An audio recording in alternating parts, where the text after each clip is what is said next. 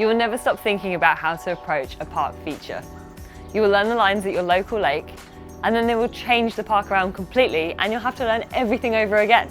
So you want to have a nice progressive cut starting from underneath the cable, not the same distance away on the other side of the cable, as you'll sway the cable massively.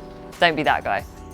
And you will flatten off a metre or so in front to allow your board to flatten off, so you're riding up the ramp with a flat edge rather than on an edge, which will throw your weight off and you'll slip out. Or to give you time to ollie onto the rail. Start your cuts from underneath the cable. A nice, easy but progressive cut. Flatten off about a metre or so before the feature.